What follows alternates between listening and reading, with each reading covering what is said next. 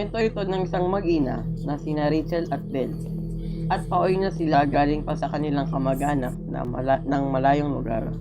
Sa mga oras na iyon, ay nagmamadali si Rachel ng ang ina na umuwi dahil ayaw niyang maabutan ng dilim sa daanan. Siya ang nagdadrive. Kasama nito ang 16 years old niyang anak na babae na si Belle. Nung hapon na iyon, naghanda na para umalis, kaya nagpaalam na sila sa lolo't lola ni Belle at agad nagsimulang bumiyahe. Habang nagdadrive, hindi mapakali si Rachel. Dahil sa ayaw niya maabutan ng dilim, binilisan niya ang kanyang pagtakbo ng kotse. Samantalang katabi niya si Belle na may earphone sa tenga at nagsa-soundtrack. "Ma'am, can you please slow down? Para naman may umahabol sa atin eh. Makakawid din naman po tayo," ani ni Belle. Mas delikado sa gabi, mahihirap makita ang daan. Kaya dapat na kailangan na makauwi na tayo agad, ani ni Rachel. Habang nakapokus mabuti sa pagdadrive, hindi ko inaasahan na maaabutan tayo ng gabi. Bakit naman? Diba may shortcut naman? Saka kahit pa madilim na ang daan, mabilis din tayong makakawi po, ani ni Belle. Di na sumagot si Rachel na natiling nakatingin lang siya sa daanan. Ang biyahe ay umabot ng 30 minutes bago makauwi sa kanilang bahay.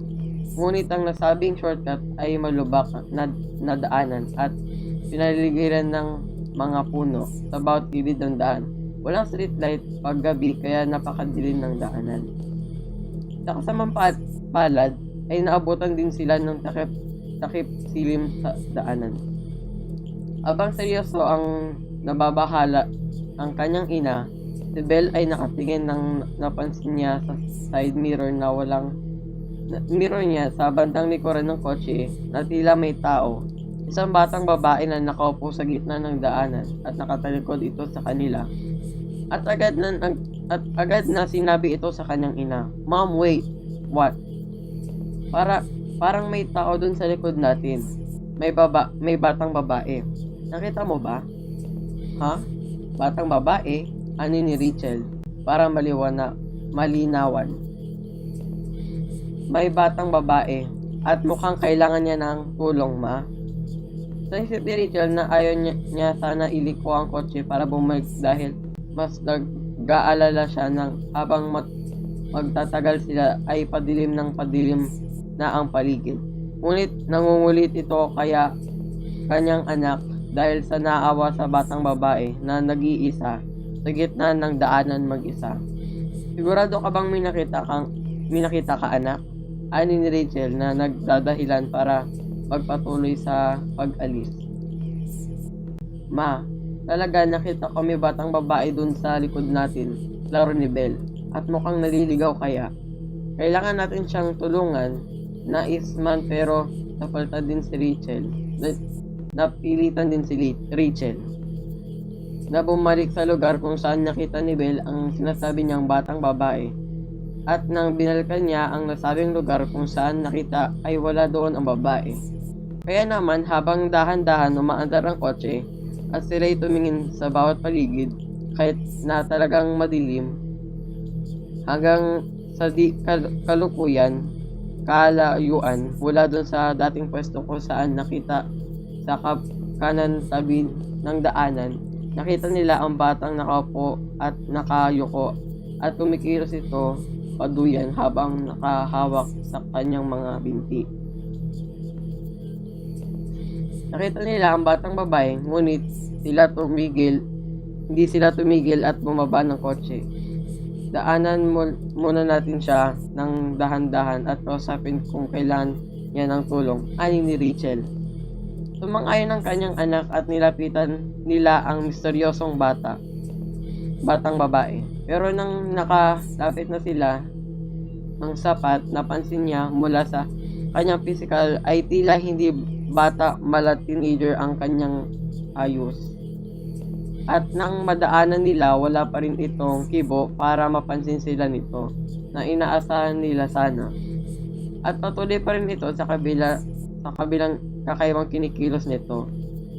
Nang nakadistansya na sila sa babae ay nakaramdam bahagyan ng panlalamig at panginginig ang mag-ina dahil sa batang babae. 10 meters ang layo nila mula sa batang babae, pero nang tignan nila sa kalayon ay wala na sa pwesto ang babae. Sa dilim ng paligid, hirap na si Rachel makita mabuti ang daanan kahit na may headlights. Nagtaka ang mag-ina kaya bahagyang tinutok na pakaliwat kanan ng headlight ng kotse para hanapin ang babae, ngunit bigo silang makita muli. Kaya naman, tumuko na sila sa paghahanap nito at nagpatuloy na lang si Rachel sa pagmamaneho ng bagyang mabilis ulit na takbo.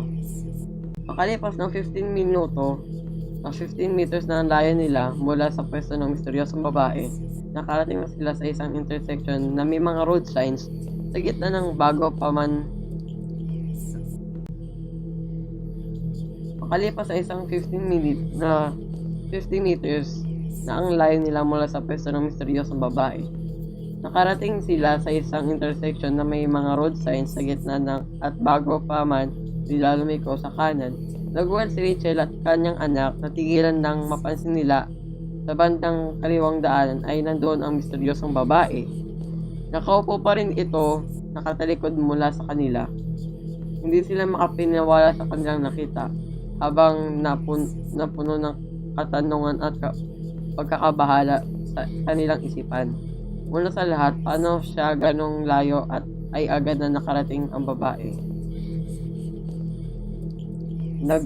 Nagkatiningan sila at isa't isa at sinubukan kumalma. Sa tingin mo, bakit ibang babae yan, tama ba? Baka ibang babae yan, tama ba? Ani ni Rachel. Natahimik ng saglit si Rachel at sinabing, hindi ma, siya pa rin yung babae kanina. Napaisip at natahimik sila ng ilang segundo. Tapos biglang nagpanik si Belle. Ma, tara na, umalis na tayo. Ani nito, masama ang kutob ko dito, kaya huwag na tayong titigil, mag-drive cut lang po kayo. Hindi mapakali si Rachel sa biglang pagbabago ng mood ni Belle. Pero sa halip na makinig at sa sinabi nito ay naisip ni Rachel na nakakapagtaka lang at isa pa, kawawa naman yung batang babae, baka nga kailangan nito ng tulong. Kaya nagpakita ulit ito sa kanila.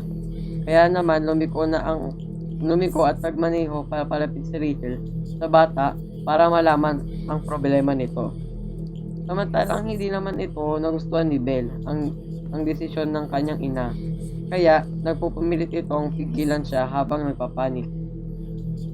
At sa mga oras na iyon, si Belle ay nabuo ang takot sa kanya at halos magmakaawa na huwag na ituloy. Habang si Rachel na naman ay dahan-dahan muli na dinaanan ang batang babaeng nakaupo. Ngunit nakalapit na siya, tinigil niya ang kanyang sasakyan sa tabi ng babae. Ngunit hindi nito napansin ng patuloy lang siya sa pagduyan sa sarili habang nakaupo. Anak, ano ba, Hais? Pwede mo bang buksan ng pintana, kakausapin ko lang, ani ni Rachel.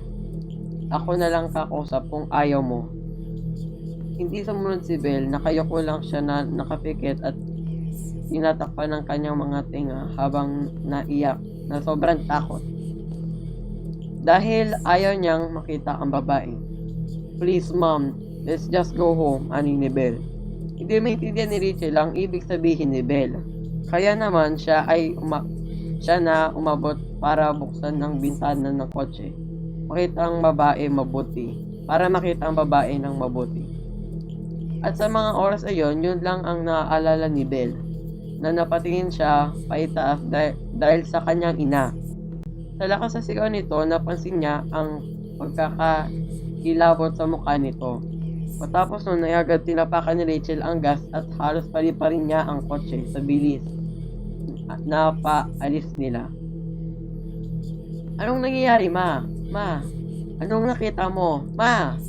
Ani ni Belle na halos mapatalon sa kinakaupuan dahil sa bilis ng pag-andar ng kotse. Samantalang hindi nakapagsalita si Rachel, nagmaneho lang siya habang ang isang kamay ay nakatakip sa kanyang bibig habang mahagulgol sa iyak. Habang si Belle ay panik pa rin at paulit-ulit tinatanong kung anong nangyari. Pero ng ilang segundo, sinabi ng kanyang ina kung anong nakita. Wala siyang muka, kulay itim, blanco, walang muka. Nang malaman ito ni Belle, umiyak din siya. Makalipas ng ilang minuto, nakarating din sila sa bahay at nagyakapan. Matapos